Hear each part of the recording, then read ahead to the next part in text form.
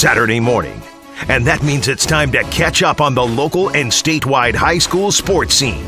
Welcome to High School Sports Talk on ESPN Radio 94.1. Now, here are your hosts, Matt Hatfield and Coach Ed Young. And good Saturday morning on this 5th. It is the 5th, right? Of January, yes. The first Saturday for 2019. I had to double check to make sure this was the first Saturday of 2019. It's been a whirlwind week. I am Matt Hatfield. Thank you for tuning in to High School Sports Talk, presented by VirginiaPreps.com on ESPN Radio 94.1, where we talk high school sports and so much more with you. We got Thomas Simmons pushing the buttons, turning the knobs, keeping us afloat on the other side of the glass, and back in the saddle again after a couple-week hiatus. We have my co-host back here with us. Happy New Year, my friend. How are you? Happy New Year to you. It is good to be back in this seat. You are the coach, Ed Young, by the way. Yeah, I'll take that moniker if you want to give it to me. Victorious last night, right? By a whisker. Yeah, we pulled one out by 1 point. And it was regulation, right? Regulation. Okay, just making sure. It was real. All right. Because, there was some reports it was overtime. I'll just make sure it was regulation.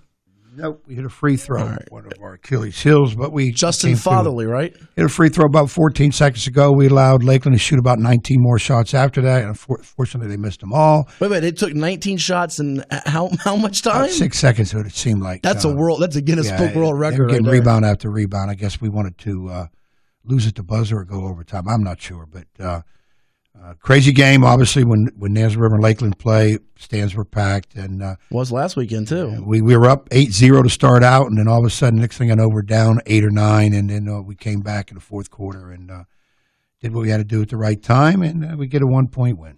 I'll take it based on some things that's transpired. As most people know, my mom passed right before Christmas.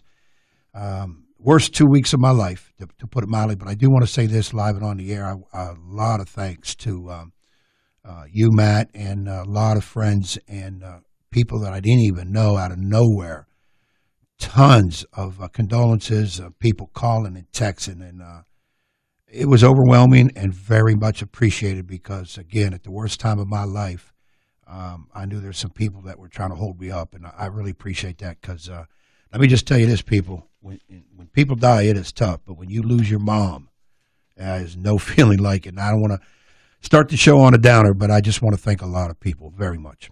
Yeah, I don't want to experience that on my end. And I didn't get a chance to meet your mom, so it would be foolish of me to act like I did. But knowing you as well as I do, she certainly instilled a lot of values and qualities that are great to see to this day, and I know you'll carry on her legacy. And your team played extremely hard in your absence last week, lost to Lakeland in the championship of the Kings Fork Holiday Tournament. And boy, that was a packed house. I know it was packed last night there at Lakeland as you were able to get some measure of revenge with the win last night, and a lot to go over here. And to echo that, so to speak, people that came up to me during the week, I was at the Old Dominion game the other night and all over the place high school games that I didn't even know listened to the show or knew us as well as did just sending their best, and great to see the outpouring of support for your coach. Let's go through the scores from last night here, a little condensed here first segment, then we'll get to Paul Hall of Western Branch. That's that music. Some high school basketball scores last night, Ed. We'll give you kind of our top scores, and if you want a full list, we've got them up for you on VirginiaPreps.com. Check out the scoreboard page. We got all that for you. But game of the night, Ed, last night came in the Eastern District. Packed house in Norfolk. Our Larry Vaughn from Virginia Preps was out there, I do believe, for that one. It was Granby. It was Maury. Comets hadn't suffered a loss regular season in the area. They lost 2 in the DeMatha Christmas Classic last week. Maury coming in unbeaten, the lone undefeated team at Hampton Roads for high school boys basketball on the guys' side, and they had a 21-point fourth quarter lead evaporate. Poof, right into thin air. I'm not sure we had any high school football teams lose a 21-point fourth quarter lead this year. Nonetheless, Granby coming back against a very, very good Maury team, 77-72 in overtime. Standing room only crowd in Norfolk.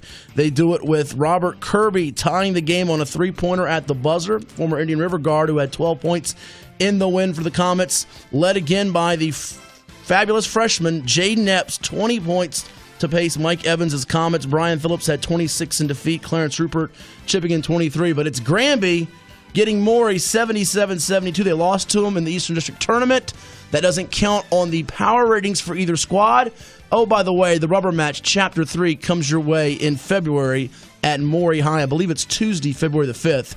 Be there or be square. I'll be there, you'll be square. Because you probably got to coach a game. I got a game, so you can't hold that against me now. If I didn't have a game, I'd like to see that. I'd like to see that. But you definitely got a chance to see both of those teams playoff time. You never know. You might see more in the regionals, perhaps a first-round matchup with your squad and them. But how stunning is that, Ed? A 21-point fourth-quarter lead gone. Baffles me because Maury is that good. But then again, they're played Granby, and we've seen Granby play, and they're lightning quick in terms of getting points on the board, too. And once again, when you get in an Eastern District matchup, I know a lot of districts say this about their own districts, and I say it about the Suffolk schools when we get together, but when those Eastern District teams get together, anything normal you could pretty much throw out the window. Yeah, Maury was up 24-9. Granby got to 5. Got back up 21 in the fourth quarter, and then Granby came back with a furious comeback. I can just see the folks in Norfolk now banging on the doors that left, wanting to get back in. Let us in, let us in. Well, you shouldn't have left. Can't leave those games early. Another big game in the Beach. It was public school versus private school showdown. I was there for it. Green Run, Cape Henry. If you recall, last year it was Cape Henry getting the better of Green Run in the nightcap of the VirginiaPreps.com Basketball Classic, which comes your way next week. We'll tell you more about that later on in the show. But this time it's Green Run defeating Cape Henry in the gymnasium of the Dolphins for their homecoming, 61-48. Green Run a winner.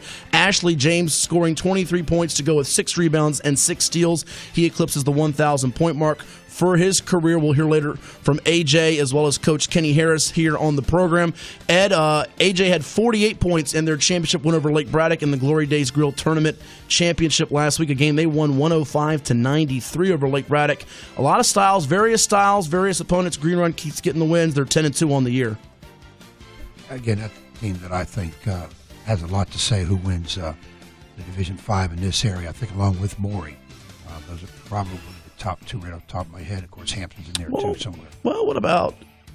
Oh, you meant Division 5. Just Division 5. Okay. Yeah, Division 5. So. Hampton's struggling right now a little bit. We'll tell you about them a little bit later on. They lost last night at the buzzer against Woodside.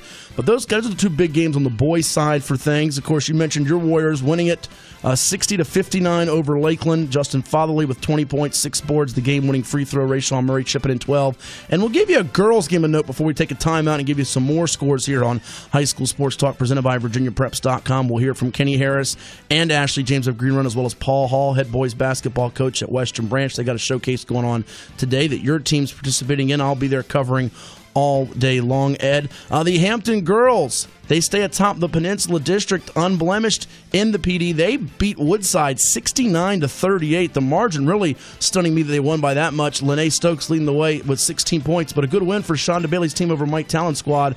The margin, 31 points. They look like the the queens of the Peninsula, I should say. 9-2 overall, 7-0 in the PD. I would concur with that. It's a team I would pick in the preseason to do that. We are efforting to try to get Shonda on.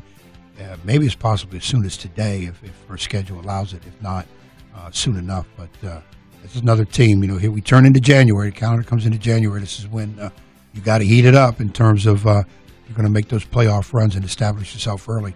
Hampton always does that. So more scores coming your way. It's High School Sports Talk presented by VirginiaPreps.com. Give us a call at 757-687-9494 on Ed Young's favorite radio station. What is it? I'll take ESPN Radio 94.1.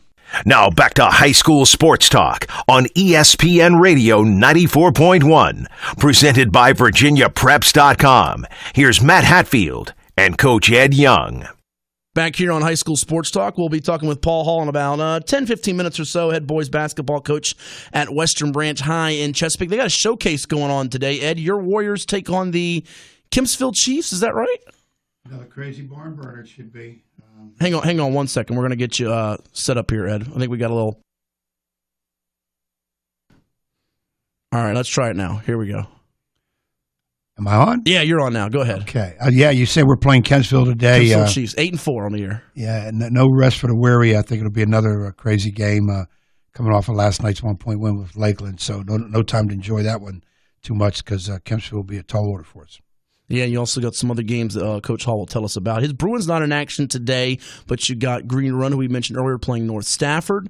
The nightcap features the Patriot Pioneers out of Nokesville, Virginia, 11-0 on the year, only unbeaten squad in Class 6 against the reigning Region 6A champs, the Cox Falcons.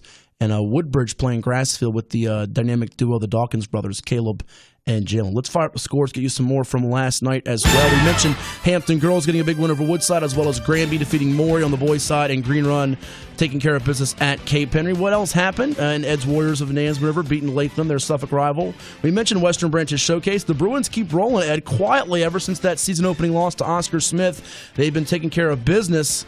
No, they haven't been playing some elite showdowns yet. Those are still to come. Another matchup with Oscar Smith as well. That one will be at their place, as the Bruin Crazies, I'm sure, will pack it. Western Branch winning last night 78-51 over Deep Creek, led by Jaden Jefferson's 14 points. Ephraim Johnson chipping in 14 as well. Caleb Butts had 22 points in defeat for Deep Creek. He committed to Virginia State Division II VSU, coached by Lonnie Blow, the former state title winning coach at Granby. So Caleb Butts, kudos to him on his college choice, but the Hornets just not quite enough experienced, seasoned help around him to take down teams of Western Branch's caliber to this point in the season, Ed. Yeah, Caleb Butts is a tremendous player. We had the opportunity to play him first game of the year, and our game plan was to try to hold him in check, and that was the only way we could probably beat them. And we did, and we got to play them too in a couple more weeks, so I got to worry about him getting down the road. Western Branch, we said that back in the preseason, one of the elite teams in the state. They were in the state championship last year, and I think they have a great shot of going. I'm done with them because we already played them twice, so I ain't got to worry about them the rest of the year, and they're going to be all right in terms. They play so well together, and they can play different styles. They can match you in terms of how you play it. And the key thing with Paul's squad was that some of those younger guys, some of those guys that either JV players or non-role players last year had to step in and replace some valuable people from them for last year. Over in Portsmouth, I know we're jumping around, but we're going to try to do that for today, just to keep it a little, keep you on your toes. We like to keep Ed on his toes because, as he knows, with his team and high school kids, you got to always be on your toes, right? Yeah, in fact, I think I broke my pinky toe last night. I kicked something. Well, stop kicking things. No, I didn't. No, it wasn't on purpose. I learned that lesson. I'm sure. I learned that one 9 years ago. Broken foot, right? No, I had a almost broken foot, and then one time somebody put a locker in front of me, and I had my pinky finger broken. So, no, I've learned that back in my younger days in coaching. Get a little excited. No, this was a not paying attention, and I think I clipped the chair. So. We need to follow the Hatfield line. Us Hatfields, we never lose our temper. We always keep our cool. Only when the McCoys show up. And this guy, if you could only see us when we were in commercial, because this guy here had a McCoy Hatfield moment. Don't go there. Portsmouth rivalry. Churchland beating Norcom for the third consecutive time. The Truckers even their record of 5-5, 3 straight wins. They beat Phoebus last week at the Allen Iverson Showcase. Ed, and Churchland beats Norcom 61-57. Mike Hollins Truckers led by Sharif Bynum's 16 points in that one. What else happened in the Eastern District? It was Norview over Wilson 60-44.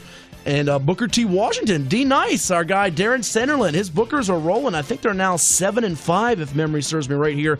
They take down Lake Taylor, the reigning Class 4 state champs, by a count of 73-64. Journey Alameen with 20 points to lead the Bookers there. Booker T could be a sneaky dark horse in Class 3, Ed. I mean, we talk about Phoebus, Norcom for many years. Nobody's going to pick this Booker T team to make a state playoff run, but they're pesky enough to keep someone from getting in the state tournament.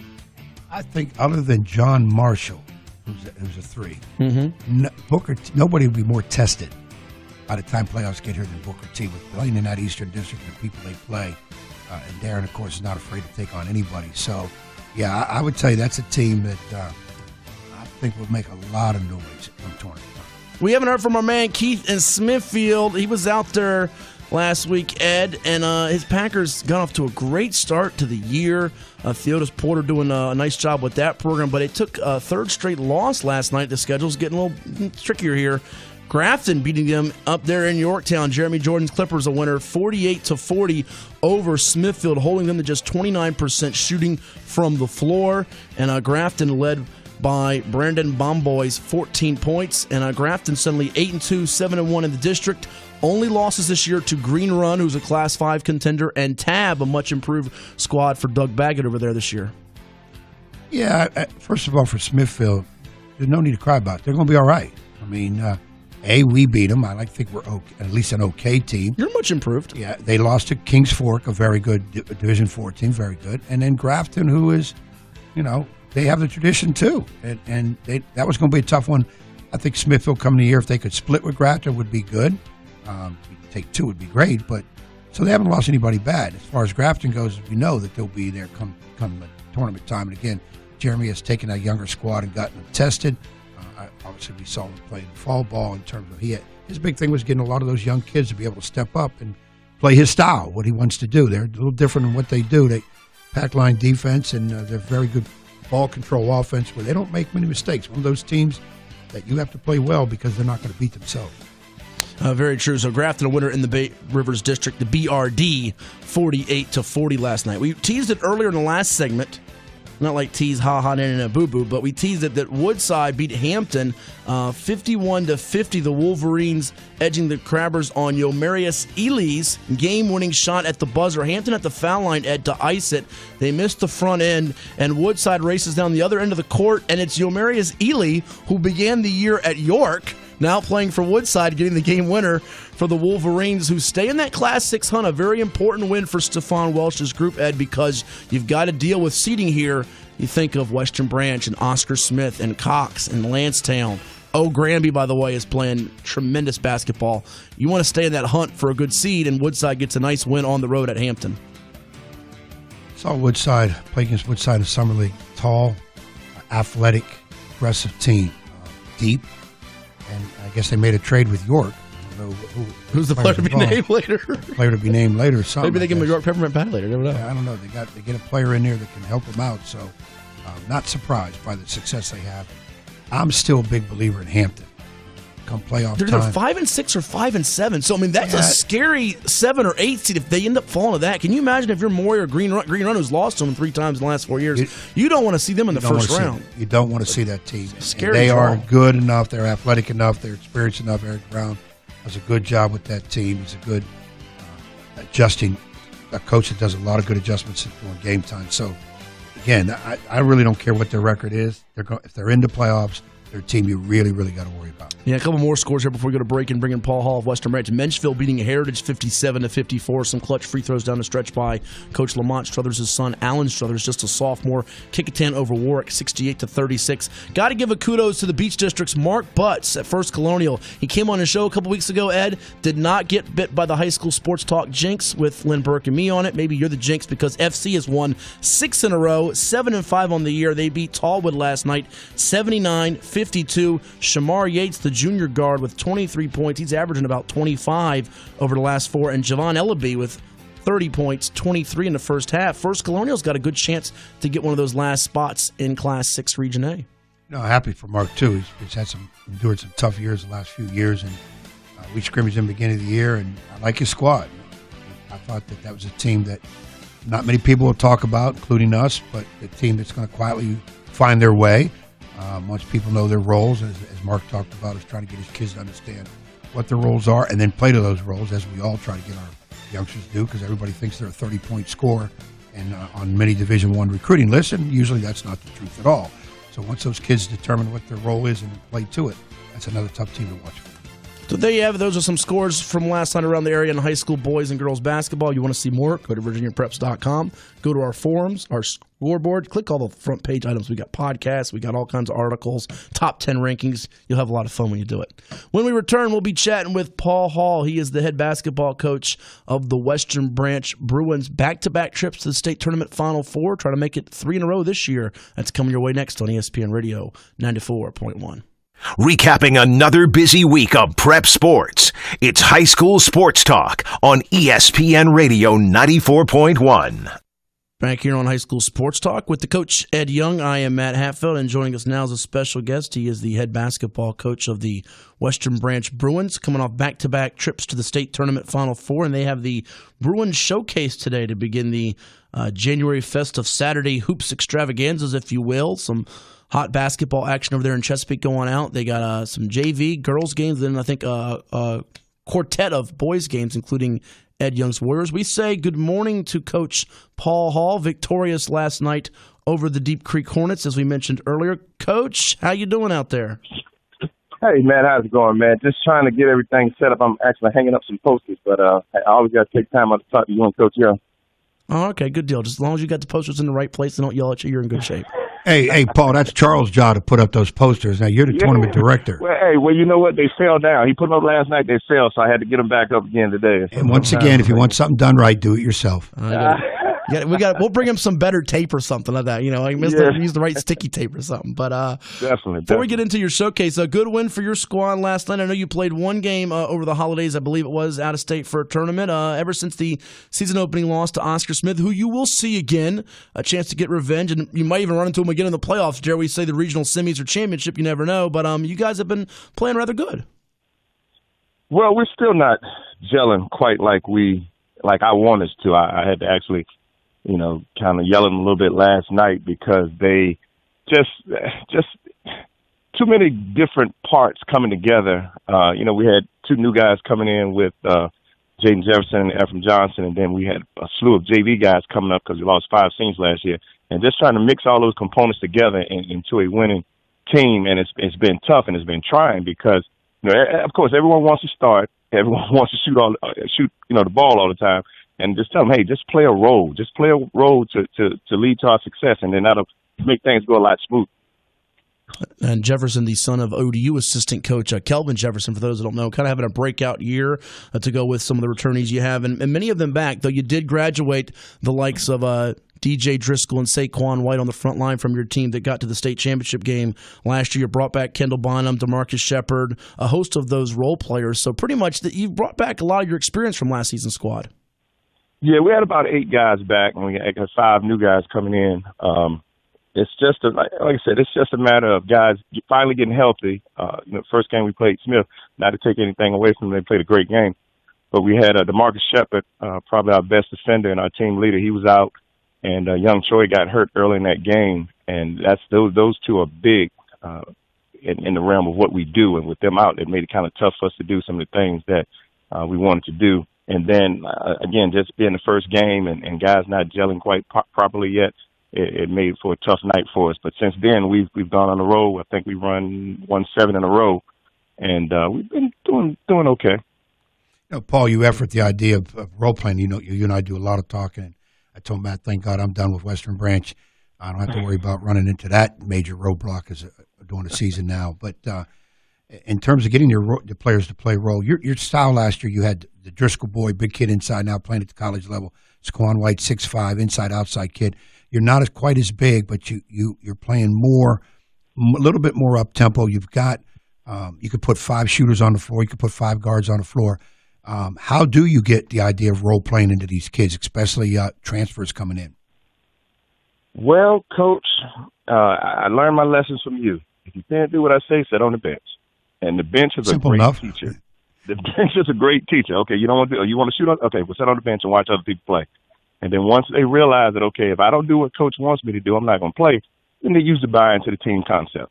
And that's, in this generation of me first, and, everybody wants to go D1, and, everybody wants to be the star, you can't play for 5 guys at a time. And that's the toughest thing for some of these kids to know. And then sometimes you just got to wait your turn. I got 4 guys that have been to the state, tournament 2 years in a row. They didn't do that by accident. I'm not just going to set those guys down on the bench, especially when I have a lot of confidence in them and I know they know our system and I know they know what's going on. So, if you want to beat them, if you want to play in front of them, you have to beat them. And, that's been a struggle right now this year, guys trying to understand that concept that it's not going to just be given to you. You're not entitled to it. You have to earn it. Tell you what, well-spoken. That's the whole idea. You get people coming in saying, Coach, I averaged 21 points on AAU, and I'll say, okay, so what does that have to do with me? Because I've got 3 other scorers. Can you play defense? Right. And if you can't, well, then, like you said, you learn sitting down watching because you're not going to come in the game and screw it up, or you can't miss shots from sitting on the bench. So that's where you'll be until we get the right people to do it. And that's not to put down players, not to put down parents, put people in their place. This is what has to be done to be successful. And your program of all right now, people don't realize that, hey, we've been to states. So you're not going to take us to states. We've been there. So you have to be able to fill your role to help us get back there. And a lot of times that whole concept is just lost. Yeah, speaking of that, Coach, you guys had a big win last night. I saw you guys beat Lakeland last night. Yeah, we started out 8-0 on them. I thought we'd play okay, and then as soon as I said, "Let me get a sip of water," that was it. They go on a 24-6 run.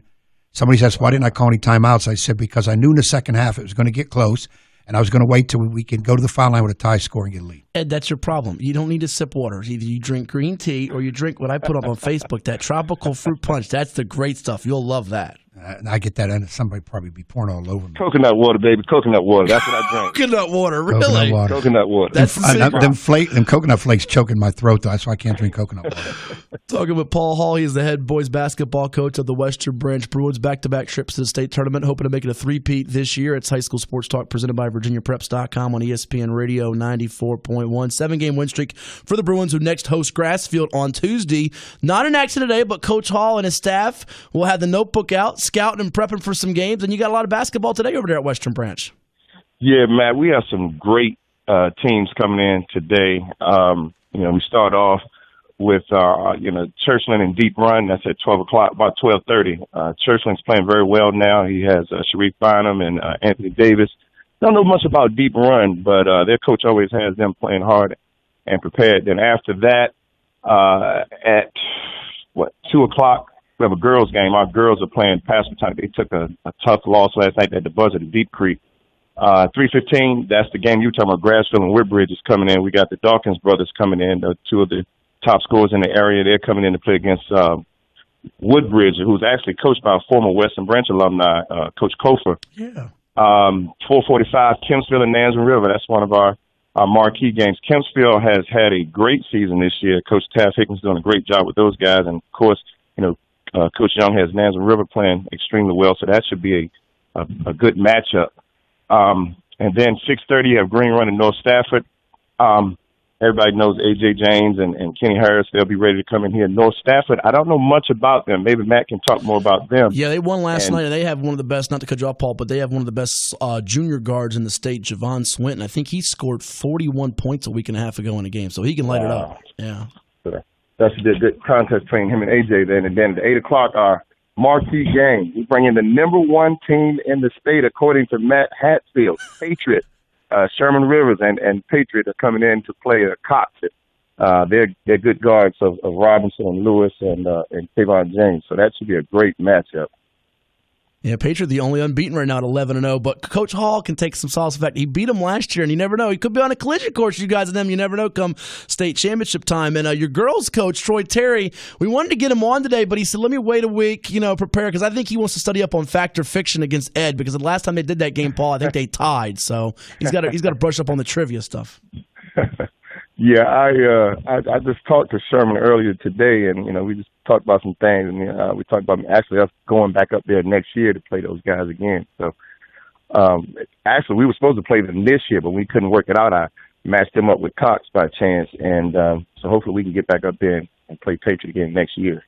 Well, Ed, there's a lot of good teams there. I mean, your main game with Kempsville 445 should be intriguing with both of y'all jockeying for positioning in Region 5A. Kempsville, I think, coming in at 8-4, led by Tyson Brown, a double-double inside. But some other teams that have very much state tournament aspirations, the Western Branch Girls, Patriot and Cox in Class 6, Green Run North Stafford in Class 5, and I mean, wouldn't rule out maybe even a run for Churchland in Class 4 to make some noise this year. Yeah, I think in these matchups that Paul did, I look at a lot of these games should be under 10 points. I mean, these should be close games. The matchups are pretty good, and I think some teams have highlight players, and of course, I'm just concerned about trying to beat Kempsville, being at their Division 5 with us too. But I like the matchups. So I did a good job with it. Yeah, good job, Paul. And that means Paul, Ed's saying that close games. That means he's gonna have a triple overtime game today, right, for Ed? I got places to go. We can't have overtimes. So if you're down 2, you're going for the win. You're not going to try to tie Going for the win, baby. I'm throwing it 4th and long. We're going for it. You went overtime last night, right? No.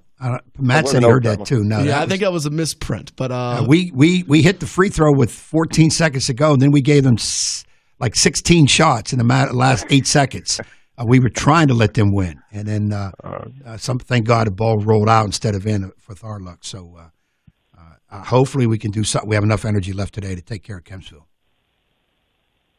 Well, Coach, Thank you so much for the time. We'll be over there in a little bit. Western Branch Showcase, again, 12:30 p.m. Churchland Deep Run. You got Western Branch, Pasquotank Girls at 2. Following that at 3:15, it'll be Grassfield, Woodbridge, 4:45, Nansman River and Kempsville, 6:30, Green Run, North Stafford, Patriot, number 1 in Class 6, taking on Cox at 8 o'clock. And final one, ticket prices for those going out there. How much is it going to cost?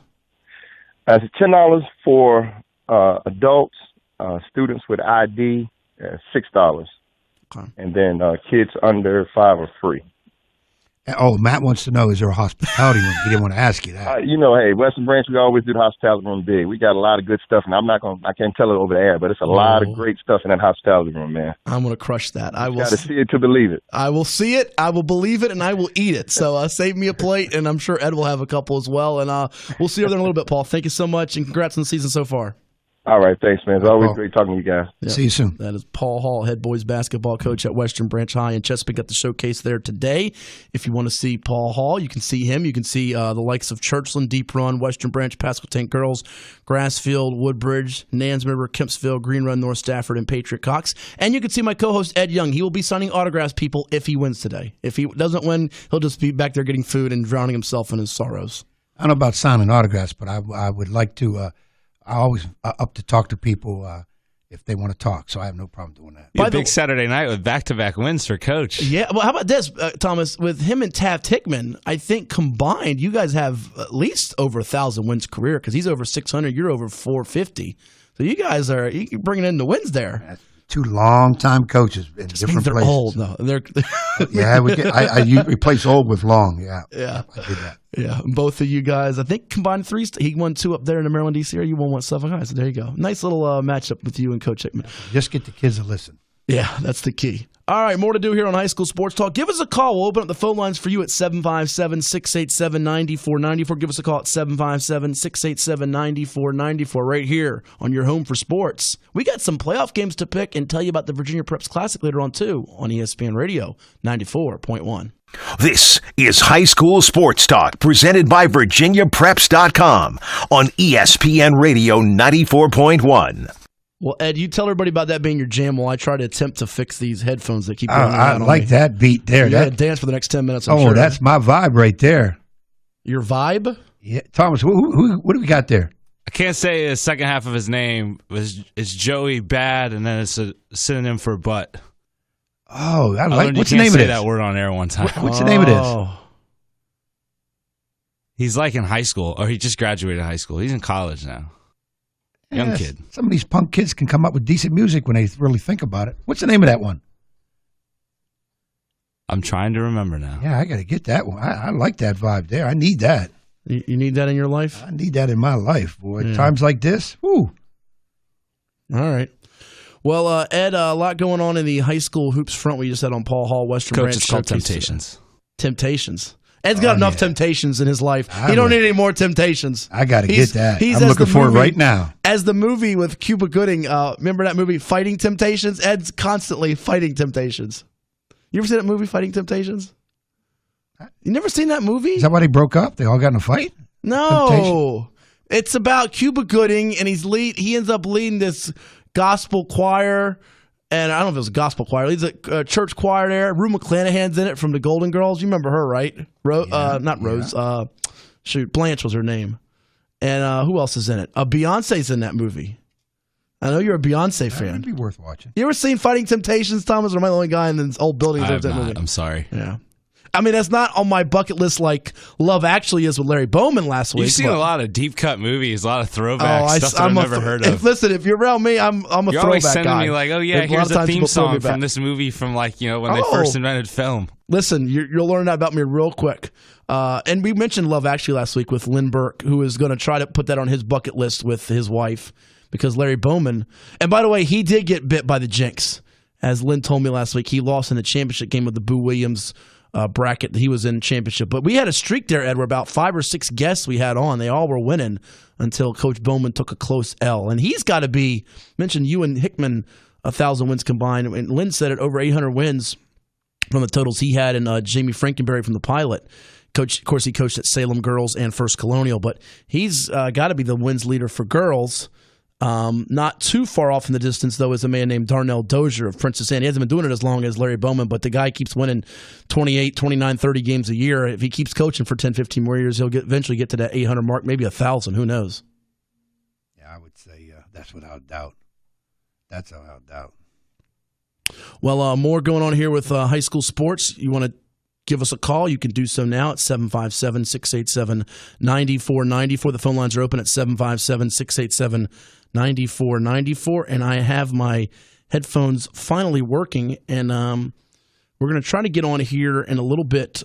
Sumner Bradshaw, he is the wrestling coach at Windsor High School. Hopefully he can call in, as we're still efforting to get him on the show this morning. They're having a wrestling event out there, so hopefully he can give us a call at 757-687-9494. If you're listening out there, Coach Bradshaw, I know we were going back and forth last night trying to get him on the program, maybe get him on the next segment, but give us a call at 757-687-9494. If you're a fan out there, anything you want to talk about, high school sports is our specialty, but we'll take other items of interest as well, local sports, national sports. You got football playoffs coming up. We'll do a little picks later on with that. We'll mention the Virginia Preps Classic matchups coming next week to Green Run High School, January the 12th in Virginia Beach. We got 7 games beginning at 11 a.m. as the phone lines are starting to light up now. We got 7 games beginning at 11 a.m. Ed, over there at Green Run High in Virginia Beach. And first game was a really good one with Menchville and Oscar Smith, 2 teams that figured to make noise in their respective regions, Menchville in Region 5A, Oscar Smith in Region 6A. And the last game going off at 9 o'clock is Green Run and Woodside, both victorious last night. You also have going from the end of the night to the start of the day, Lancetown, John Marshall before the Green Run Woodside game. You got Cape Henry and W.T. Woodson, who's led by an Army commit, and Ben Jensen. You got Norfolk Academy with maybe the best junior in the state in Mark Williams, 7-footer, younger brother of Elizabeth Williams, taking on Potomac Falls. That's at 4 o'clock at Green Run next week. You have at 2:20 Cox out of Virginia Beach with their guard trio of Kevon James, Tavion Robinson, and Jordan Lewis playing Hayfield out of Northern Virginia. And at 12:40, the Kellum Knights taking on Colonial Forge. And I do believe Norm Hassel's Knights have the longest winning streak in that very competitive Beach District at about 7 or 8 wins in a row. He also did not get bit by the jinx, and he came on a couple weeks ago. So Kellum and Colonial Forge in the lineup as well. So quality basketball all day, $10 for the tickets, and you get $2 off if you reserve them. Go to virginiapreps.com. Go to my Twitter feed. We got it up there. VaPreps Classic on Twitter too, how you can do so. Don't wait to the last minute because we shut off the ticket situation as far as reserving it at 11 p.m. on Friday night. So do it now. Tickets at MatthewHatfield.com. All the info there for all the games. It should be a fun time out there. And you never know, Ed Young might pop his head in there and do a little scouting because as his team continues to win, the chances for them to be in postseason play increase. So there you go. I always got to be ready. I enjoy scouting because I don't want to be blindsided. So if there's good games and it's people I got to play, I got to go see them.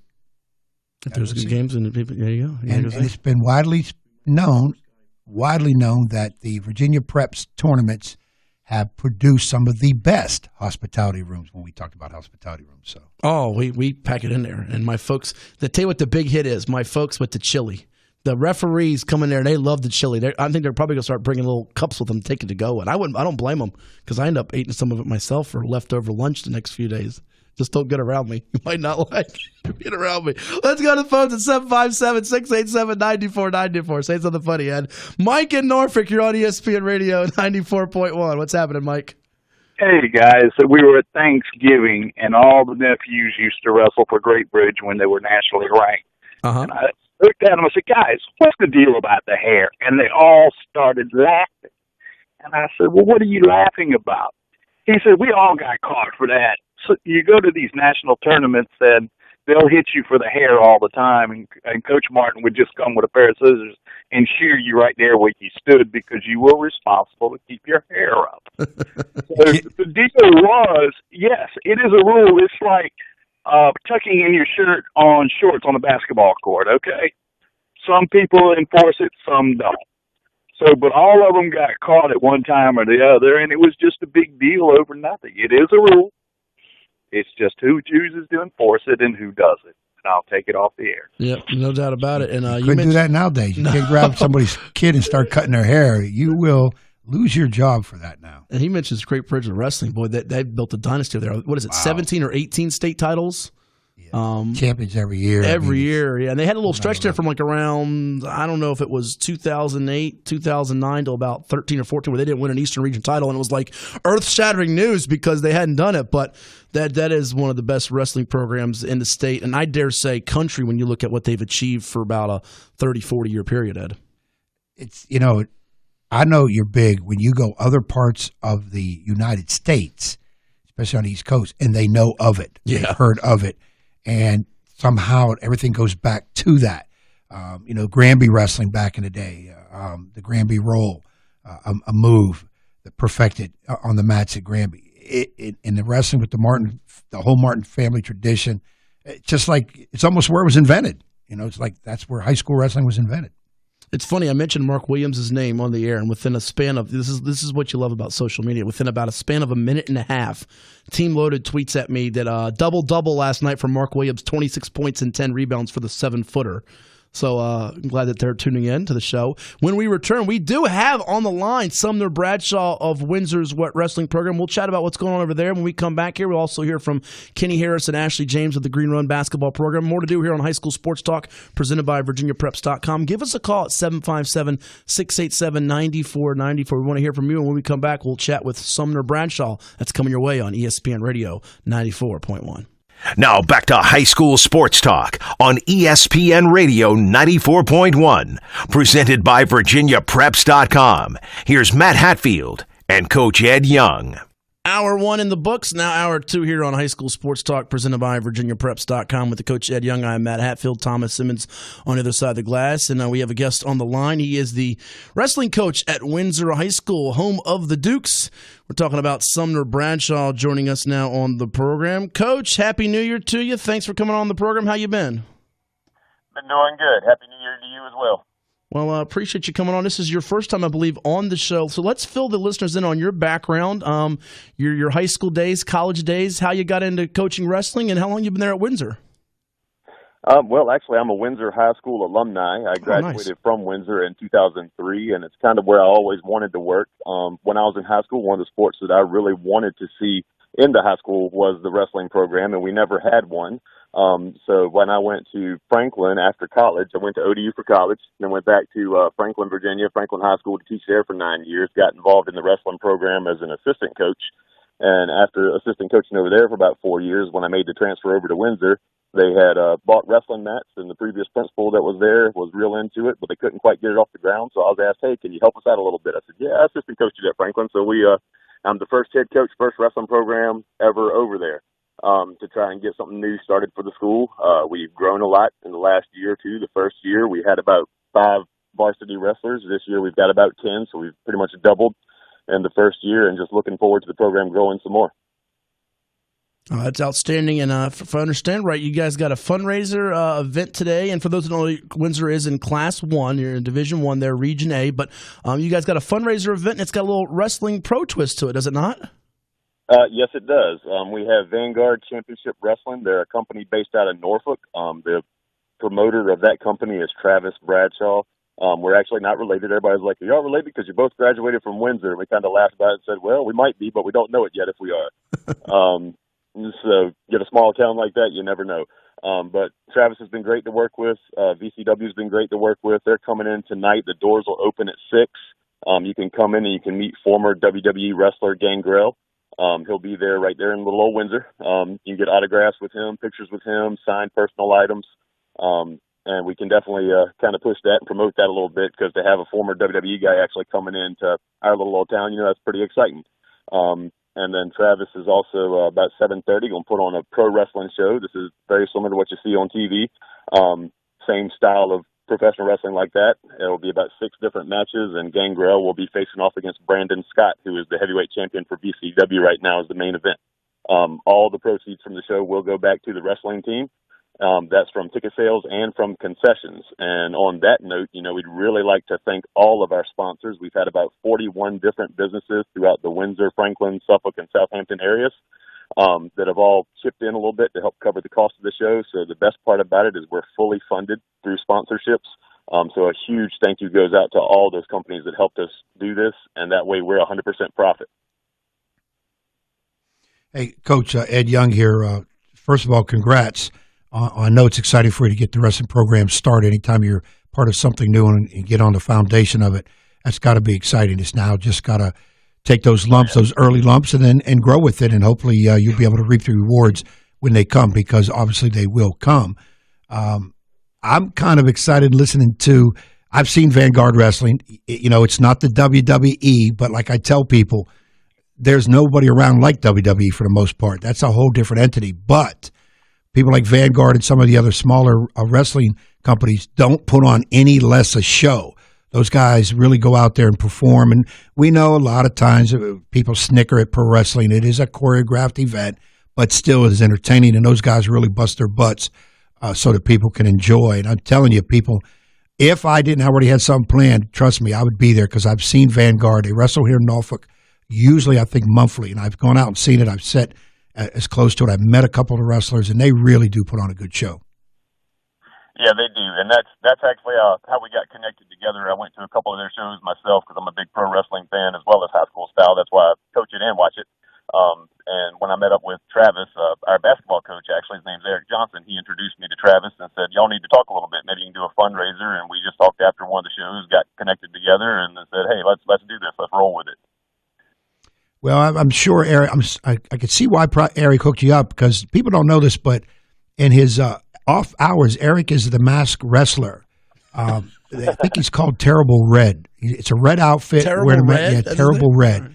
He's not going to ring with Gangrel, though. He ain't he ain't going to touch Gangrel. Gangrel is from a different planet, so he'll have no shot.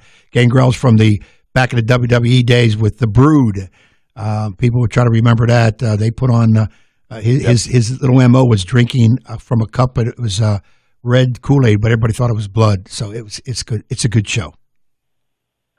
Yes, it is. Yes, it is. And we're very excited. Obviously we're hoping for a really good turnout. The goal of our fundraiser here is we're trying to get the team, being that we're so new and we're only in our second year, one of the things we'd like to get the kids is some warm-up gear. It also helps us cover some tournament entry fees. Of course, we have uniforms to wrestle on the mat, but getting them some sweats, some hoodies, some sweatpants, some stuff they can travel in and look like a team when we travel, that's kind of the main goal of our fundraiser. And about every tournament we enter is about a $200 to $300 entry fee for every tournament. So all the funds raised will go straight back to the wrestling account to use for things like that. Oh, that's awesome. We're chatting with Sumner Bradshaw. He is the head wrestling coach at Windsor High School. Our guest here on High School Sports Talk, presented by VirginiaPreps.com on ESPN Radio 94.1. Go out there, big event, fundraiser, helping with it. You got Gangrel out there tonight, 6 o'clock. Go support the Windsor Wrestling program here at ESPN Radio 94.1. And, Coach, I'd be remiss if I didn't ask about some of your key wrestlers. So tell us about some of the young men that have been contributing for you so far. Actually, we have some men and some women on the team. It's a co-ed team. One of the girls on the team that's been with us since last year, named Naomi Bullis. She's a pretty good wrestler, shown a lot of improvement since last year. Went out, scored some points last year, had a few victories, has scored a few pins already this year. Has really shown good effort and keeping weight management and stuff as she tries to drop weight classes and go to the next one. Our standout star this year would probably be Jonathan Gurin. He'd be the main one to talk about. He actually got the first silver medal in school history at our last tournament that we went to right before Christmas. That was back on December 15th, and that's the first medal that we've ever put in the record book, so he can always say, hey, I was number one. The other people on the team that do quite well for us, Stephen Smith was with us last year as well. He's a second-year wrestler, and he scored the first pinfall ever for Windsor High School. So a couple of the kids on the team that are currently wrestling for me have some pretty cool stats that they can talk about, some pretty cool history-making victories there. We continue to grow. We last year scored a few matches about pinfall and actually had pinned the opponent in one matches that way. This year we've already about quadrupled what we had last year. We had maybe 2 or 3 last year, and we've already got probably 15 or 16 this year by that. So the program continues to grow. The kids are putting in good work, learning a lot. Still a young team, still got a lot of work to do, but definitely going the right direction. Now, Coach, at your level, who are some of the powerhouse teams that you have to run into, either whether it's district play, region, or into the state? Well, at our level, we definitely we wrestle against Franklin, which is kind of funny. We used to coach over there, and then when we come over to our school now. Coach Guy Freeman is my assistant coach. We both used to coach at Franklin, and he said, if you start the team at Windsor, I'll come help you out so we can get some more local people. Franklin has been a pretty strong team the last couple of years. Definitely got a good program over there with Coach Bull Johnson and Coach Johnny McKellar as the head and the assistant. And then also Lancaster High School, Matthews High School, Northampton. Those are a few of the pretty strong teams in our division that we compete against.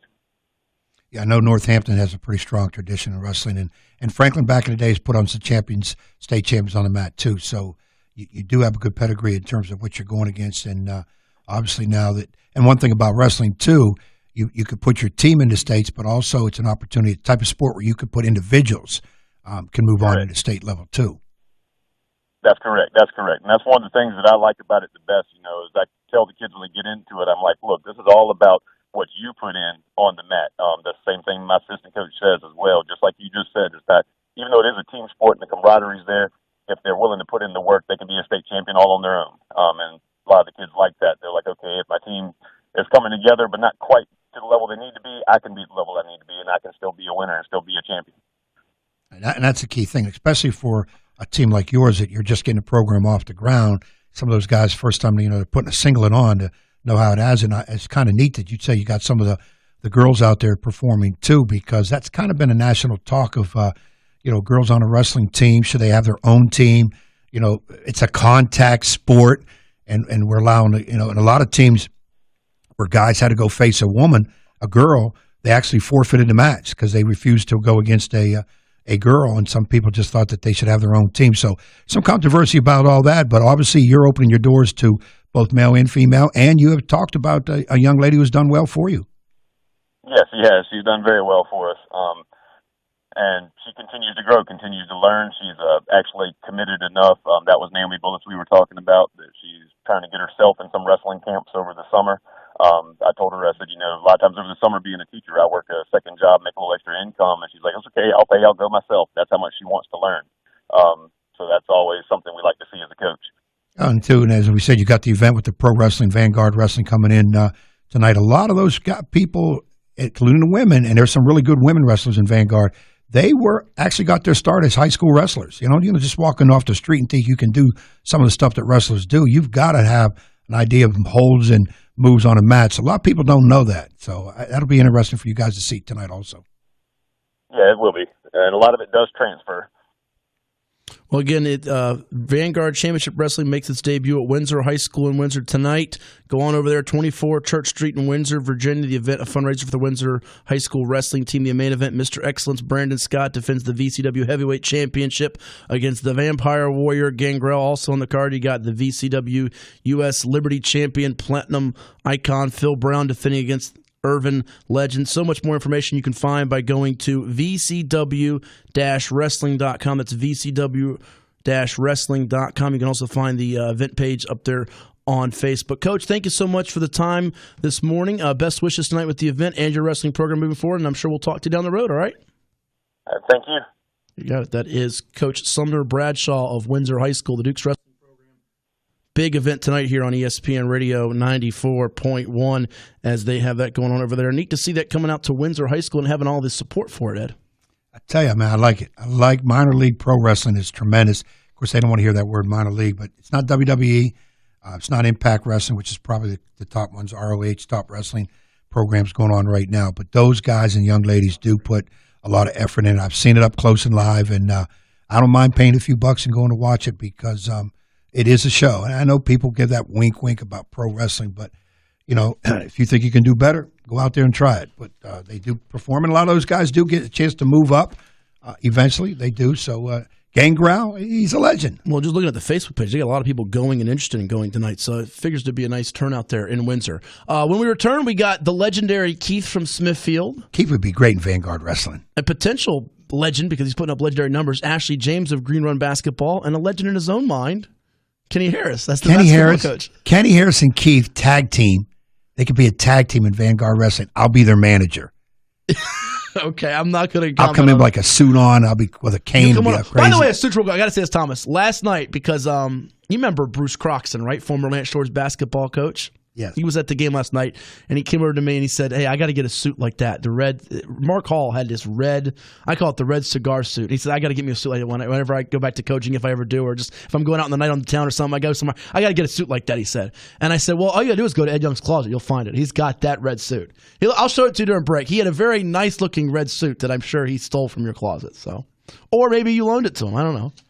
Well, Maybe you got them all from Mark Hall. Maybe he's the guy that had all the dapper. I've added a couple. I've got a fuchsia orange that I added. Don't wear that, please. And what did you wear the first night of the year, by the way, against Deep Creek? Because I put that on. I pulled up. That's a good one. Thomas, I have access to all these people's huddles, including Ed's. And I looked it up there, and I'm like, what in the world is he wearing? That was a special. That was the opening night special. Throw that away. You don't need to wear that ever again. That's an attention getter.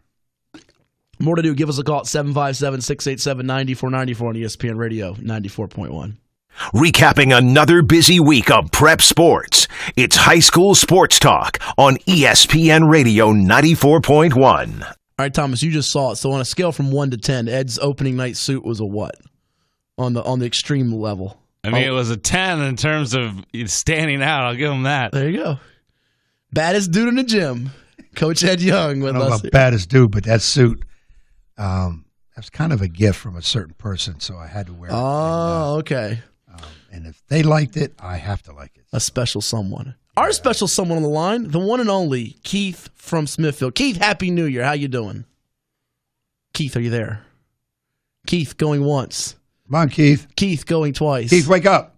Keith, did you fall asleep on us? Keith's not there. So you got to call back, Keith. We teased Keith, and he's not there. We didn't mean to tease you, Keith, but anyways. So we'll hopefully hear from Keith a little bit later on. Maybe he fell asleep during the commercial break. I don't know. Give us a call at 757-687-9494. You want to talk some sports with us. High school sports is our main theme for today, as it is every Saturday from 10 a.m. to noon. It's our specialty. And, oh, my goodness, that's not good. Hall of Famers to shoot 0 for 10 from the field or worse in single games last 35 seasons.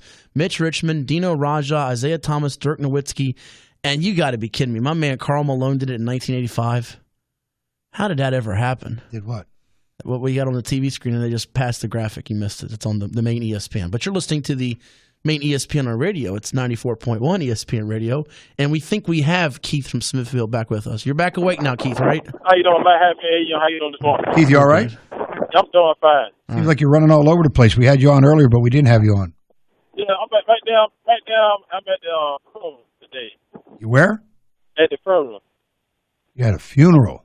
Yeah, my cousin passed away. We have a funeral today at 12 o'clock. Well, we're sorry to hear that. Yeah, you have too many people dying in your relative situation, because you told that before. But our condolences go to you. I just went through one a couple weeks ago with my mom, so I understand what that feeling's like. Yeah, we have a close, tight gathering with them. It's kind of hard. I mean, I thought I couldn't make it last night. I told the guys one time we was going to make last night to the game last night, and I went on with the kids and went to the game last night. Well, I think your Packers will bounce back. Tough little 3-game stretch against no slouches either, as you know, Keith. Nance-Minerva's got a good team. They played well in Coach Young's absence and almost won the championship. And last night got revenge against Lakeland. Kings Fork is a contender in Class 4. And in Grafton, they're a hard team to play against. Also a disciplined squad there. So, you'll get another crack at them potentially. You never know, maybe even in the playoffs too. And still got a good shot to get a home game in Class 4. Yes, sir. We're going to bounce back. Now, I also saw our JV team last night. They won last night, and we beat Grafton JV last night. Outstanding guys last night. We had a guy came started last night, Troy. He had 33 points for our JV team last night. Outstanding got out to the JV last night. Well, Troy, keep doing that. He'll be up on varsity sooner than later, and the future looks bright there for the Packers. Yes, sir. And also, we got to get our girls playing at 1:30 today, and our girls will at home against Bruton today.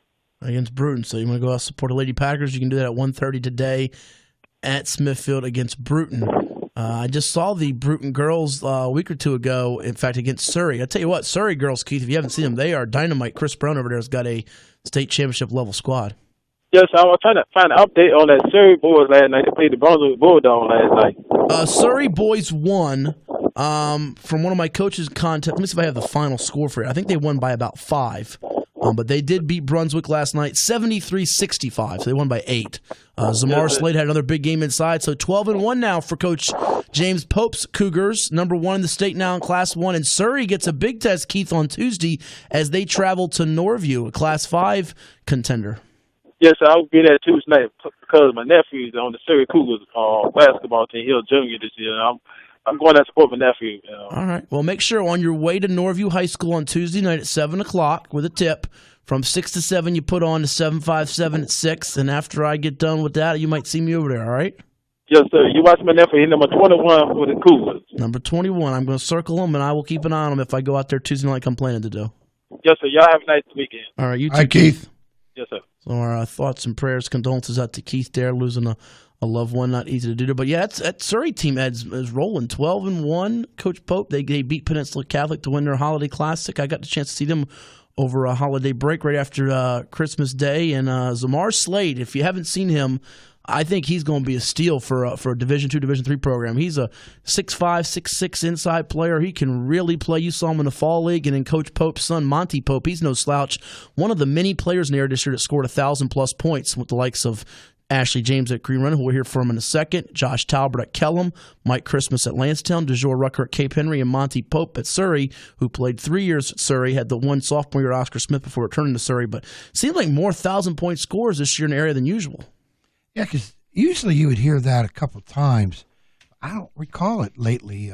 Antoine Epps Granby, I don't want to forget about him. Yeah, that's come up. Going to Hampton U? Normally you're playing at least probably 3 years of high school varsity competition to get to that level.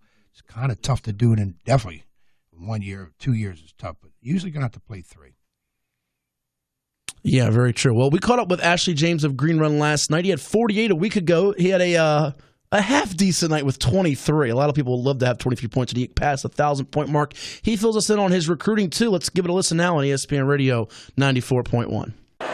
All right, I'm here with Green Run senior guard Ashley James. He gets the 1,000-point ball, and the Stallions get a win tonight. They beat Cape Henry 69-48. AJ, get the 1,000 points. What's it mean for you to join the list of some great players from Green Run recently? BJ Jenkins, Mark Hall, Tyler Blunt. It's a pretty nice honor. I mean, yeah, it's a big honor, you know. But I expected it because I work hard. I put in the work. Even when I got injured, I put in the work. So it was just a big honor. Happy to be selecting those players. And you got that injury into your sophomore year. How much did that kind of fuel you, as well as this past off season? A lot of guys graduates. People thought Green Run might not be that good, but you guys are looking at the record 10-2. It was a big setback. So all the new players was already working. They was already ahead of me. So instead of being in the bed and stuff, I worked on my legs, my jumping ability. That's why I get so high off the ground. Sure. How has your role kind of changed from, we watched as a freshman, you were one of the guys and making an impact, but now you're going to lead a bunch of underclassmen who are stepping up. How has your role changed for Coach Harris this season? It changed a lot, actually, because, becoming a role player and going straight, trying to be a leader is just a big deal. Now I watch some of the players like Sterling, Damon, Justin, and I just watch how they lead the court on and off the court. Knowing that you were pretty close to that mark, it looked like you might have been impressed the first time. Once you got it, did it allow you kind of settle down and relax a little bit? Or? Yeah, I feel I was fortunate a little bit. Shots were going in. So, Coach Harris told me, just keep playing the game, play on the defensive end, and then if I get on offense, it's easy. A few more for you. Second half, you guys have a double-digit lead, but you scored 8 of your team's first 10 points. Did you want to kind of put the knockout shot early in the second half? Yeah, I tried to because, it was a big crowd. They're a good team. So, I tried to jab at them first just to get out the way. You know these battles, even back when you were sophomore junior, you got a marquee guy for one team. They got DeJour Rucker going to Marshall for the other team. Knowing that they beat you last year, how much a little more fuel, too, that you felt like they gave slip away? Yeah, it was crazy last year. I got in foul trouble, so I made sure I did the right things on the defensive end so I could stay in the game and have my team win this big one. That last foul at the end, I know Coach Poole just saw they got a little heated there. You know that's going to come every game, right? Yeah. It's been happening almost every game. I just got to keep my composure and stuff and just play the game. Give me an update on recruiting. What's kind of happening for you? Who's been showing a lot of love and interest for you at the next level? Anybody in particular here? Yes, Hargrave Academy has been showing a lot of love. I just got a look from New Mexico State. They're looking at me, and just different schools been reaching out to me. Coach Miller, right? Used to be at North Texas. Yep. Okay, good deal. And lastly, for this team to reach all of its goals and hopes, what are the things that you guys got to do to be there come playoff time? We just got to keep a level head, keep working hard, keep the same effort that we had at the beginning of the season at the end of the season. It's time to move forward. 10-2. Ashley James gets it done. Thanks so much. See you soon. Good job, man. Great work. So that was Ashley James with us, Green Run guard, who reached 1,000-plus points in his career. He's now sitting at 1016, putting him about 13 away from Mark Hall, who played college football at UVA, the son of Cape Henry coach Mark Hall, but he played at Green Run as he tries to move up that list with Tyler Blunt, who played for the assistant James Miller, who we referenced there. So we're going to tie this all back here in a second. And B.J. Jenkins, one of your former players, your last years at Green Run. It's High School Sports Talk presented by VirginiaPreps.com on ESPN Radio 94.1. Green Run 10-2. He's in the chase for the scoring title along with Lake Taylor's Zyrell Mitchell and a host of other players in the area. Ed at 25.3 points per game so far this year for James, 303 points on the season. And New Mexico State, an interesting school he mentions there, James Miller, the assistant coach, he was at North Texas last year. Remember, he was recruiting Darion Sebron of Lake Taylor.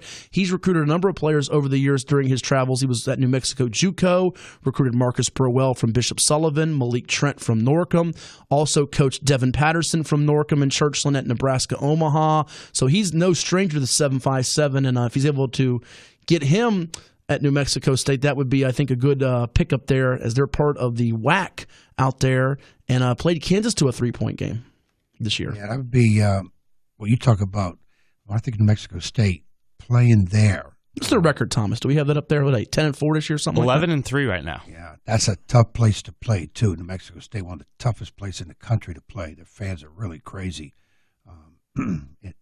there. So that'd be nice if you can go. The only thing I get a little worried, and kids from this area go that far away. Well, you had one, Shannon Evans. Yeah, it's a little different mentality. If you're a homebody and you like to be home a lot, the further away you go, that's a little tougher. I mean, it's if you broaden your horizons and willing to go anywhere, then the recruiting is a little easier because there'd be more people after you. But some kids, I think it's probably it depends on the situation and the kid, doesn't it? Where he goes. I mean, it is. Jason Lewis also went there out west to Arizona State, ended up going back to Eastern Kentucky, the football stud from Ocean Lakes, running back. So I think it kind of varies case by case and what kind of staff out there. Obviously, in Shannon's case, I don't want to speak. You know him better than I do, but we've had him on the show before. He was close with Bobby Hurley, and I think that helped with a coach that he knew and trusted from days at Buffalo. So. Yeah, I think a couple of things. You have to be well invested where you're at. In other words, you like the area.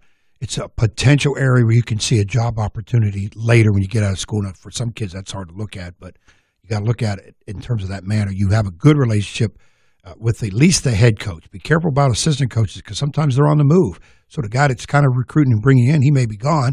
And likewise with a head coach. You have a good feel with a head coach, and all of a sudden he's gone, which is one of the main reasons why Shannon transferred to Arizona State because of a relationship with Bobby Hurley. So he established that, and he was able to play.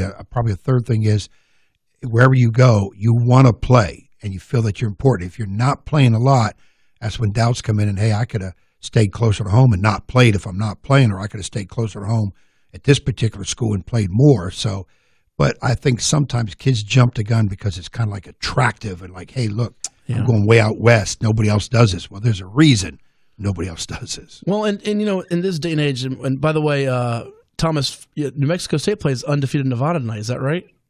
Yeah, big one for them tonight. That's a huge game. I think Nevada's got a shot to maybe go undefeated regular season. Had a very good chance. But and by the way, he hasn't committed there. That's just a school he's mentioned. So they're potentially in the mix there. So people up there thinking we're saying he's going to Mexico State. No, he just mentioned them. He also mentioned Hargrave, which would be a prep post-grad route. And I think that's the interesting thing. So many kids now, you know, they're transferring to go find that opportunity. He stayed at Green Run here for all 4 years. And look at the kids that have had success with it. Breonte Weber comes to mind. You mentioned Shannon Evans for you. Darion Sebron goes to Massanutten this year after his last season at Lake Taylor. And, boy, he's blown up where Minnesota's on him, Texas Tech, so many others. I think in James's case, if he was to do a post-grad or prep year, he would help him quite a bit. He might start getting a lot of people. I don't know if they'd be the same exact schools as Sebron, but I wouldn't be shocked to see a VC or people like that involved, would you? No, and in fact, to me, he goes to Hargrave or go prep school. I'll mention Hargrave because, again, my kid Shannon Evans did that, and you know the rest is history. He got recruited and signed in fall before he played a game. And, of course, you go to a prep school to improve a little bit somewhere, a certain deficiency you might have academically. And now it's only 1 year of playing, so you've got to be able to play.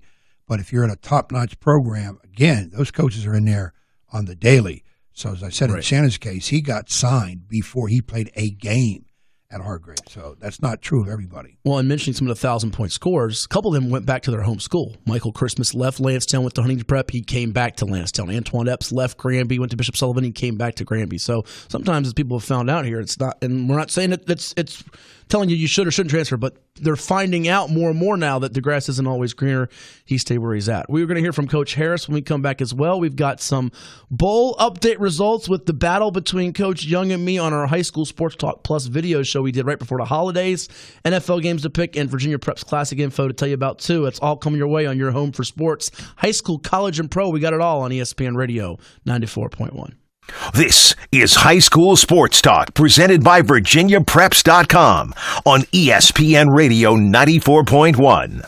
Been a jam-packed show so far. Matt Hatfield here with you alongside the coach Ed Young, Thomas Simmons as well. We thank our guests to this point. We got one more here. We thank Sumner Bradshaw, head wrestling coach at Windsor High School. Paul Hall, head boys basketball coach at Western Branch High in Chesapeake. They got the Bruin Showcase today. You just heard the last segment interview with Ashley James, the 1,000-point scoring guard from Green Run.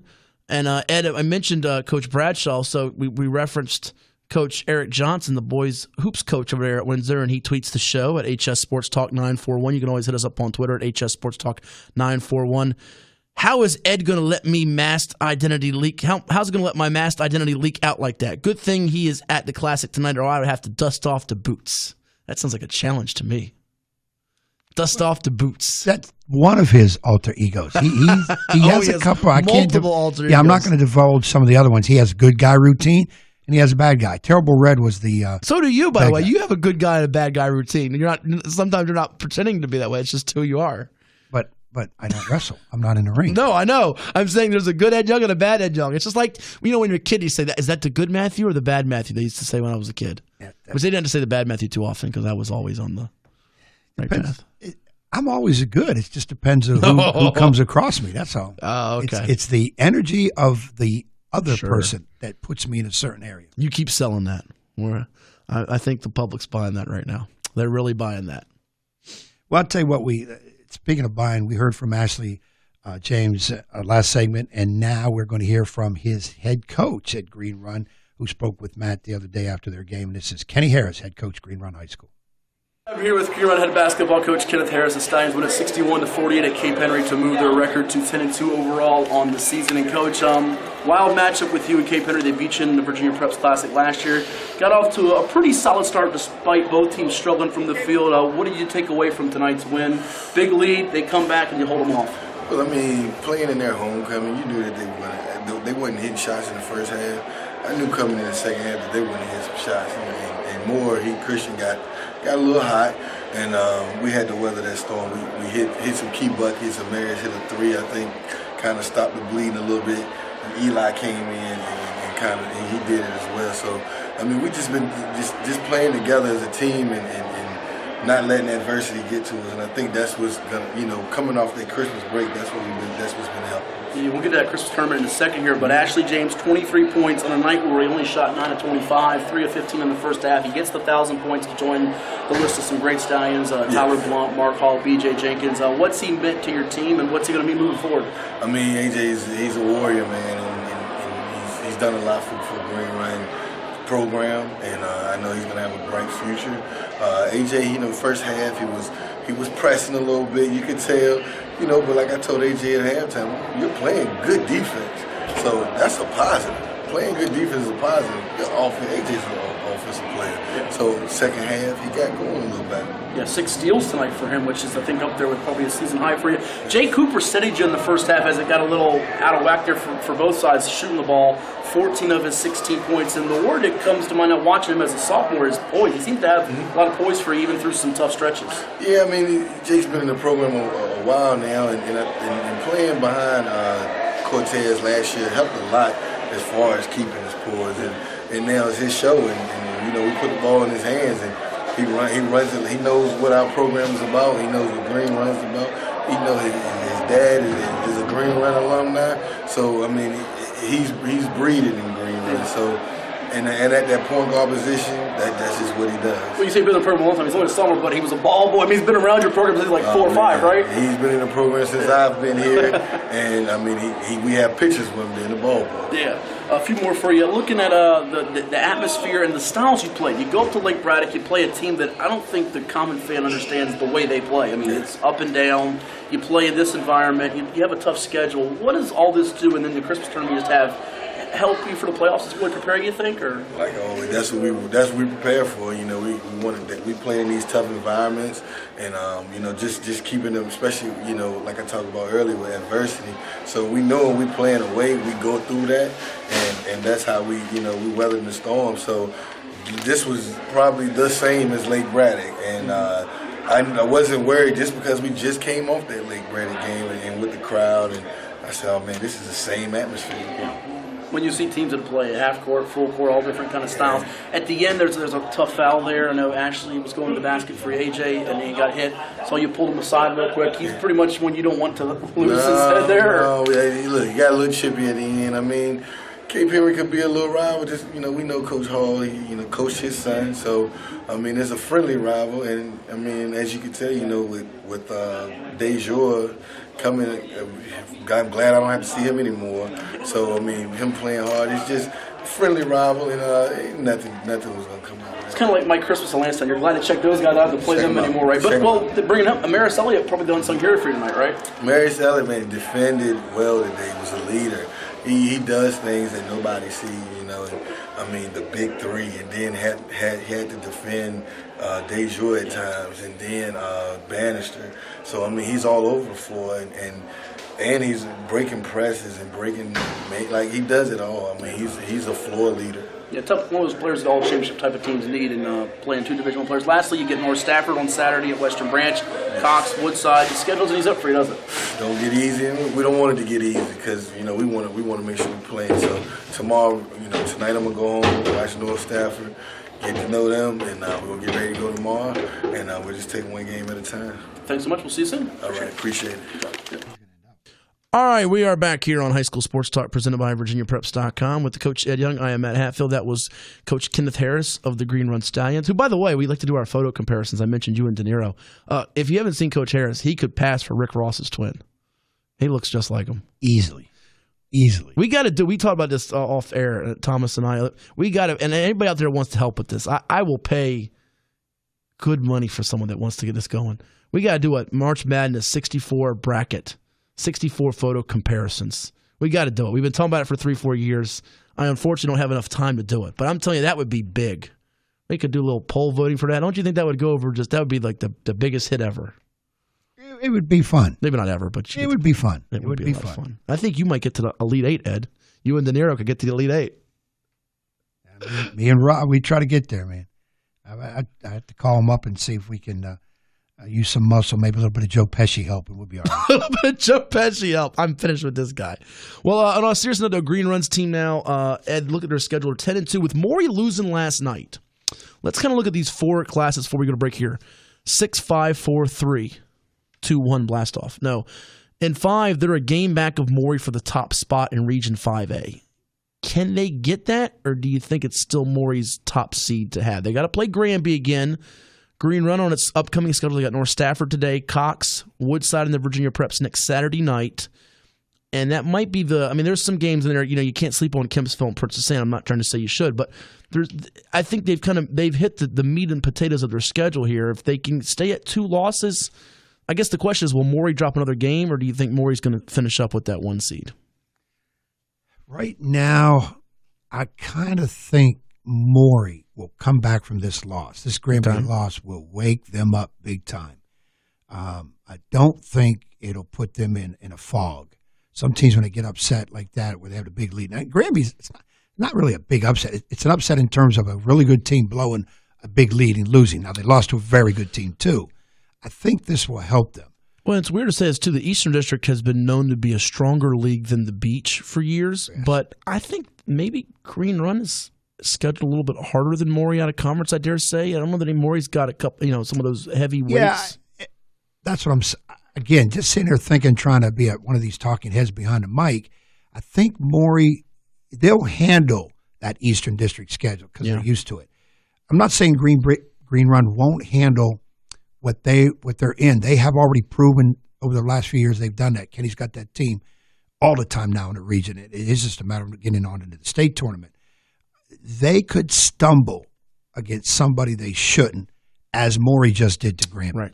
Before we get to 4 and 3 real quick and go to break here, 6, Lansdowne's 9 and 2. You've got Oscar Smith at 9 and 1 or 8 and 1. Granby's now moved its record to 11 and 3, but they're only going to count 2 of those losses for the power ratings. Western Branch is 7 and 1 now, 7 straight wins. Cox has got 2 losses. Kellum, by the way, sitting there 8 and 1. My goodness, Ed, there's going to be a 5 or a 6 seed that could win that bracket in Region 6A. I mean, it is really top heavy. I mean, think about that. We could be talking about potentially Lansdowne, Granby, or Western Branch in a 5 seed or 6 seed. That's pretty frightening, isn't it? Because those are very good. Those are strong teams. Good enough teams to win the region is my point. To be down below that 4th seed, because the first round, if I'm not mistaken, most places first round home game. First round home game, yes. It's a little different region by region, but pretty much for the most part. Now, once you get to the semis, that we believe 6 and 5 are at scope. 4 and 3 are not. But Granby, if they lose to Morgan, they could be dropping out of the top line. 4, I think it's Kings Fork and Grafton at the moment at the top seeds. But again, you get a Lake Taylor, one of those lower seeds. That's a team you got to watch out for. They could be really scary. And in 3, it's looking like Phoebus is the top dog. They're at 8 and 2. But Lakeland last night with their loss dropping to either 8 and 2 or 9 and 2. I don't have I'm not sure if this was my updated top 10 here before or after that. But as I said earlier, watch out for Booker T. That's a sneaky team in Class 3. Yeah. When you see those kind of teams in that 5th, 6th, 7th, 8th spot, you're one of those top 4. The good thing is you're at home in that first round against them. But if you get them in a semifinal situation or whatever on a neutral floor, you could be in some trouble. And no doubt about it, you can be in some trouble. So, again, I of course, still being active and coaching and with my squad, I've got to hope that we can get in there and that, we're going to maybe cause a problem for somebody. I don't think we're a top 4 seed. No, get that 8 seed. You could be this year's Salem. You never know. Well, that's what I'm saying. The key is you got to get in. That's the whole key. You can't talk about winning anything until you get in it. So that I understand. One more segment here on High School Sports Talk. When we return, we'll do our football playoff picks, give you the update on the bowl standings. I'll let Thomas tell us who's winning this week. We disagreed on 11 of these, and the Virginia Preps Classic matchups that's coming your way next on ESPN Radio 94.1. Now back to High School Sports Talk on ESPN Radio 94.1, presented by VirginiaPreps.com. Here's Matt Hatfield and Coach Ed Young. In our final minutes on this January 5th edition of High School Sports Talk, our first installment of the show for 2019. What is this? This is our 9th or 10th year? We've been doing this quite a while. We're coming up on a decade anniversary. Do we get like a 10-year cake or anything? I doubt it. Or some of our favorite food that we're not allowed to mention because they won't sponsor us. I know. So we're maybe not going to mention their food.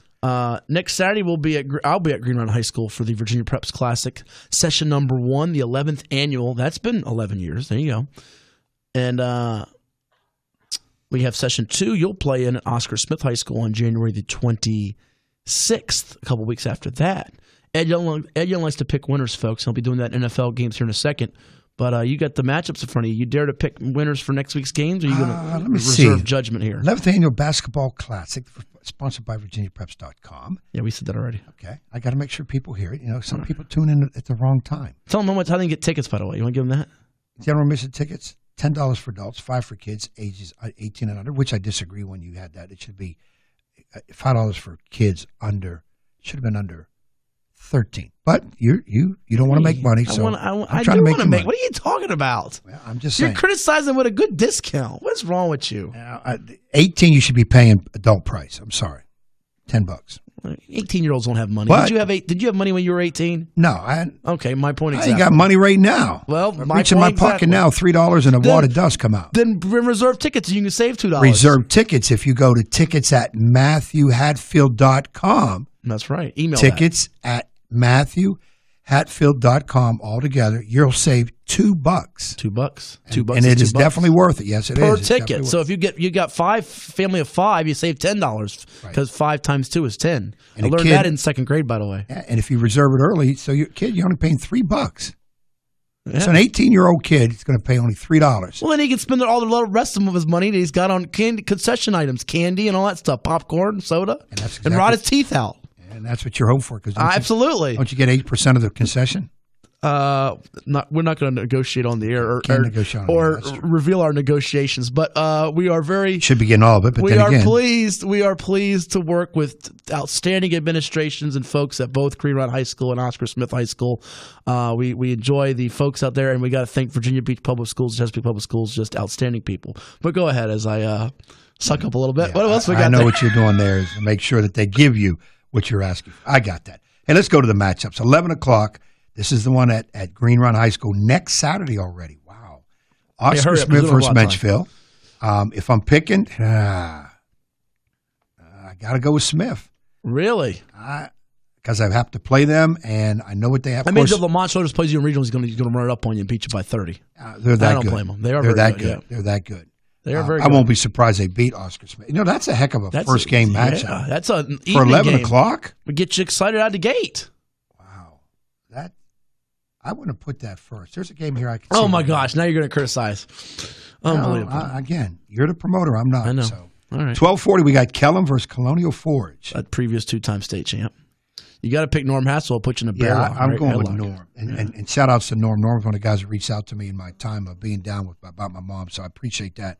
But that's not why I'm picking Kellum. I'm picking Kellum because I think they're that good. No, you're picking Kellum because they're 6-1 in the Classic, and they set a record for most points in the event against you. Yeah, I wish I hurry up. Somebody else would get that record so I can get off of that. Well, maybe you get a chance January 26th. You never know.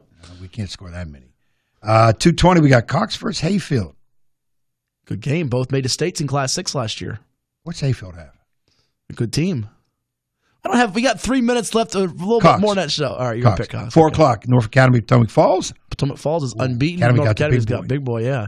10-0 versus the feature player, if you will, Mark Williams. I'm going with a small upset, Potomac Falls. How's that an upset? They're undefeated. Yeah, Explain to me. I'm picking the undefeated team. That's an upset. Yeah, really? Nice job. Yeah, they're playing a lot of cupcakes. Upset? All right. What else we got? North Academy's not a cupcake. No, 5:40, Cape Henry. Cupcakes, though. Against my man, W.T. Woodson. Doug Craig. Both of your guys, Mark Hall and Doug Craig. Yeah, I hate to. Oh, this is tough. That's a nice coaching matchup. Oh, boy. You want to come back to that later? I'm going to go Woodside in overtime. Well, you can't go Woodside because they're playing Green Run. You're going to go Woodson. You said Woodside. Oh, that's the other one. Yeah. Woodson in overtime on a free throw. Okay. I'm going. Hurry up. We're running out of time. We got 7:20. Lansdowne. John Marshall. Lansdowne. I think Lansdowne wins that. Okay. Roosevelt Wheeler is back for John Marshall, though, the big 6'10". I still think Lansdowne wins that. 9 o'clock, Green Run, Woodside. It's that Green Run. I'm going with Rick Ross. Okay. I'm going to go Rick Ross. Thomas, before we run out of time here, Ed and I disagreed on 11 bowls. So tell me who won, who owes the other one a chicken sandwich. I had UAB. He had Northern Illinois. UAB. All right. So a win for me. Yes. Fresno, Arizona State. I won that too, didn't I? Yeah, it was Fresno State on, I think, a comeback there. Yes. Marshall and USF. I had Marshall. Jeez, let me find that one. I'm pretty sure that one was Marshall, though. Yeah, Marshall by 18. Yes. Army and Houston. I'm killing That one was Ed. Army in a blowout. Yes. I'm up 4 on you, Ed. This is a fun game. Louisiana Who would have thought Army would score 70 and Houston would score 14? Yeah. If that would happen. If you told me that 5 years ago, I'd fixed. slap you in the face. It was fixed. You would have slapped him in the face. Louisiana Tech, Hawaii. Louisiana Tech. Woo, I'm 5-0. Thank you, Carl Malone, Terry Bradshaw, all you Law Tech grads. Temple, Duke. I had Temple. He had Duke. I lost that, didn't I? Yeah, Duke came out 56-27. Will Driscoll and me are both upset on that. All right, Vanderbilt, Baylor. That was Baylor by 7, yeah. Darn it! He's making a comeback. Northwestern, Utah. Jeez. That was Northwestern, right? Yeah, Northwestern by 11. Came back. Yes, thank you, Michael Wilbon, Mike Greenberg, and you Northwesterners. Can we say Northwesterners? Is that right? Mississippi State and who did they play? Iowa? Iowa Let won that, me right? see. I think Iowa won that. Iowa by 5. Yeah,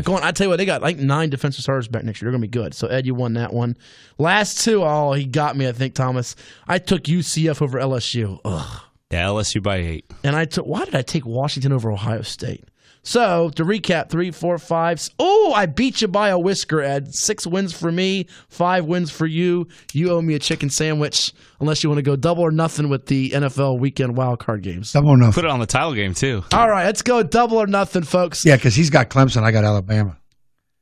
You got Clemson? No, I said you had Clemson. I got have Clemson. At the beginning of the year, I had Clemson. I changed right, my pick. so you can't change your pick now. Yeah, I can. Oh, that's how we do things. Now stick with Clemson. Drake's on with Bama. That's bad karma. All right, Matt. so our first game tomorrow, Thomas, and it's the Colts and the Texans. Or today. Yeah, that's right. it's today. It's in a few hours. We've got that one at 4:35 here on ESPN Radio. Colts taking on the Texans. I'm rooting for Andrew Luck, but I got a bad feeling the Texans win, so I'm going to go Houston, Ed. I'm picking Houston, but I want the Colts so bad. Alan Williams gave me a call Christmas Day. Believe it or not, they were in the office. Good for him, and we'll get him on the show soon again. All right, so you're going Houston as well. What do you got, Thomas? I'll take Houston. All right, so it's a Houston sweep, but I'm going to pull for my man Andrew Luck, who looks like my man Brentley Henninger, by the way. He could pass for him as a photo comparison. I'm doing only photo comparisons. The second game tonight, it's a good one. All you Cowboys fans out there, or that's tomorrow night, or tonight. It's tonight. Tonight, 8:15 tonight. Cowboys, Seahawks. I go first. You go first. A rout, Cowboys. A rout? Wow. All right, Thomas, what you got? Give me the Seahawks in a close one. Seattle's running the ball well, and they're good in plus-minus takeaway ratio. I'm going to go Dallas. All right, next game up tomorrow. The first game at 1:05. We have that here on ESPN 94.1, do we not? Chargers and Ravens. Thomas is up first.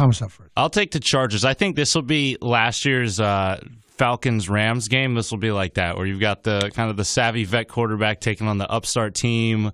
You know, they were a hot pick in November. Things kind of, flamed out. I think it could be the same type of game where you see the kind of the older, experienced team pick one up in the playoffs. So I'll take the Chargers. Ed, we do have a local presence. We had him on the show a couple summers ago from the Ravens, Charles Clark from Kings Fork High School in Suffolk. He had a pick against the Chiefs in their loss. I'm going to go – sorry, Charles Clark. I'm going to go with the Chargers. I'm going with the Bolts, too. What you got, Ed? I'm going to lean – I got overtime Chargers. And your dog barking picked the Ravens. He picked the Ravens. All right, so Diesel, what's your dog's name? Bear. We give Bear. All right. Last game for the NFC. Bears, Eagles. Oh, I know who you like in this one, Thomas. I know who Dino likes in this one. We're gonna have a war at this next meeting with the Bears, Eagles. All this. It's gonna be like they're gonna be throwing like stuff at each other from studio to studio. I go first. I'm gonna say Bear down, Chicago Bears. Taquan Smoke Mizell at a Bayside High. He scored. We had him on the 7.57 at 6 on Thanksgiving Day. I'm going Bears. Ed, what you got? Defense wins championships. Bears. All right. Do I need to ask Thomas who you got? Man. Put the ski mask on. Let's do it. Hold Nick on. Foles got to have faith. Big underdog. Forever. We'll see if they can make another run, another Philly special. That's going to do it for High School Sports Talk. We are out of time. We're over time. We thank all our guests, Sumner Bradshaw, Ashley James, Kenny Harris, James and Harris from Green Run, Bradshaw from Windsor. Can't forget about Paul Hall of Western Branch. I'm Matt Hatfield. You are? I'm the coach, Ed Young. We thank Thomas Simmons, too. We'll do it again next Saturday, the 12th of January on High School Sports Talk, presented by VirginiaPreps.com. It's your home for sports, ESPN Radio 94.1.